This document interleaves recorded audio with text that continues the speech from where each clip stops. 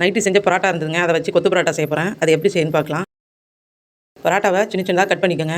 அப்படி இல்லைனா மிக்சியில் போட்டு ஒரு சுற்றிங்கன்னா அந்த மாதிரி ஆகிடும். அதை எடுத்து வச்சுக்கிட்டு ஒரு பல்லாரி வெங்காயம் பெரிய வெங்காயமாக கட் பண்ணி வச்சுக்கோங்க. ஒரு தக்காளி, கேரட்டு, புதினா மல்லி எல்லாம் பொடிசாக கட் பண்ணி வச்சுக்கலாம். ஒரு சட்டியில் தேவையான அளவு எண்ணெய் ஊற்றி கட் பண்ணி வச்சுருக்க வெங்காயம் அது கூட கொஞ்சமாக உப்பையும் சேர்த்து வதக்கி எடுத்துக்கலாம். வெங்காயம் ஓரளவு வதங்கினதுக்கப்புறம் இஞ்சி பூண்டு பேஸ்ட்டு ஒரு ஸ்பூன் சேர்த்துக்கலாம். எல்லாத்தையும் நல்லா வதக்கி எடுத்துக்கலாம். அது கூட கட் பண்ணி வச்சுருக்க தக்காளி, கேரட்டெல்லாம் வதக்கி அதையும் ஓரளவு வதங்க விட்டு அது கூட கரம் மசாலா, மிளகு ஜீரகத்தூள் எல்லாம் சேர்த்து கொஞ்சம் நேரம் வதக்கலாம்.